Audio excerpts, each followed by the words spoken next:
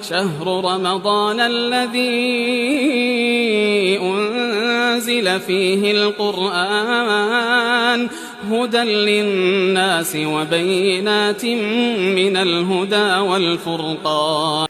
يقول الله جل وعلا: لن تنالوا البر حتى تنفقوا مما تحبون.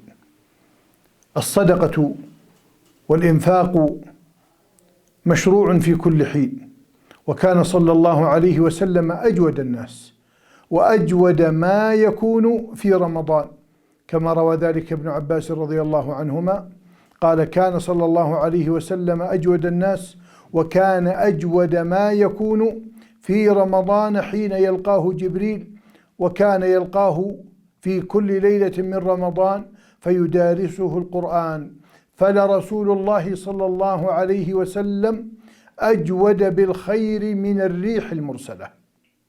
رواه البخاري ومسلم. هل سألت نفسك متى كانت آخر مرة تصدقت بصدقة ولو كانت يسيرة؟ فرب درهم سبق 1000 درهم.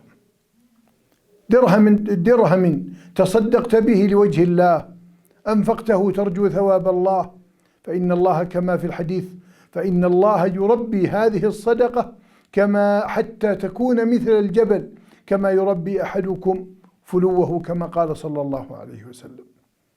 يقول صلى الله عليه وسلم: الصدقة برهان.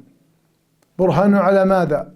برهان على إيمانك وعلى حرصك على مرضاة ربك، لأنك تحب هذا المال وتحب هذا الأمر، ثم أنت تنفقه لوجه الله سبحانه وتعالى ولو كان يسيرا، كما قال صلى الله عليه وسلم: اتقوا النار ولو بشق تمرة.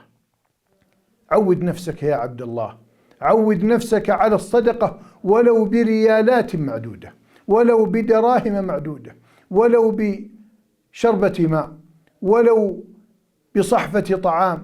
المهم أن تعود نفسك على الصدقة، وأبشر بالخلف من الله سبحانه وتعالى، فإن الله يخلفه لك، وإن الله يضاعف لك ثواب هذا الإنفاق.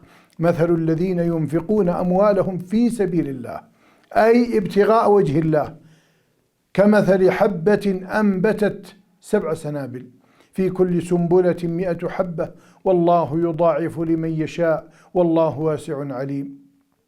الصدقة يا عبد الله تطفئ غضب الرب كما يطفئ الماء النار.